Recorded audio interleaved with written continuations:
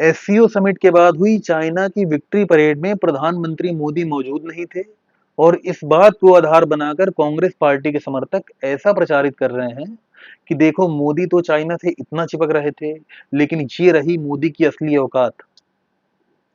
दरअसल victory parade से पहले प्रधानमंत्री मोदी 1 सितंबर को देश में वापस लौट आए थे, लेकिन इसकी वजह क्या थी और किस बात की इतनी जल्दी थी?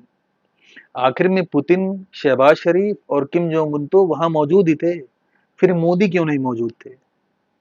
सवाल ये भी उठता है, क्या अब इस विक्ट्री परेड में मौजूदगी के आधार पर किसी राष्ट्र के अध्यक्ष की हैसियत नापी जाएगी?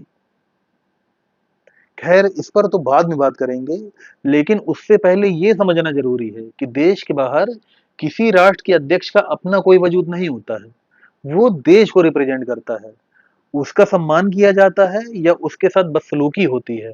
कुछ भी उसका अपना व्यक्तिगत नहीं होता बल्कि पूरे राष्ट्र का होता है।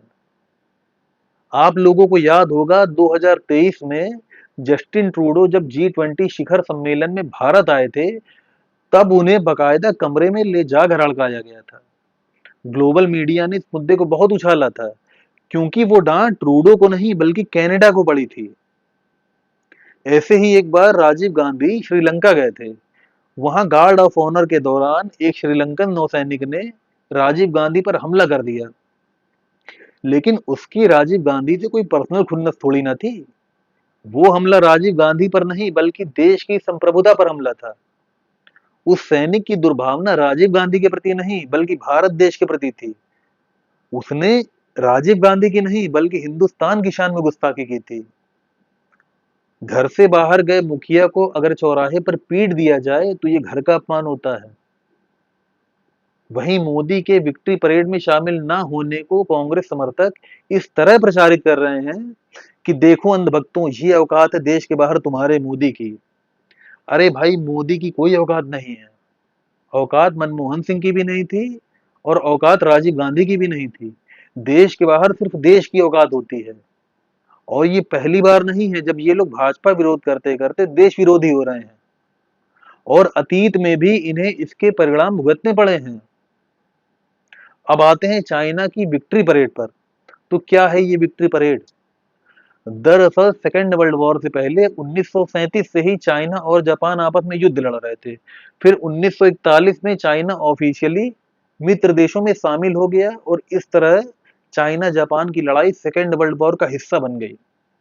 लेकिन हिरोशिमा और नागासाकी में परमाणु हमले के बाद 2 सितंबर 1945 को जापान ने औपचारिक रूप से आत्मसमर्पण कर दिया, और उसी जीत को सेलिब्रेट करने के लिए चाइना ने इस विक्ट्री परेड का आयोजन किया था।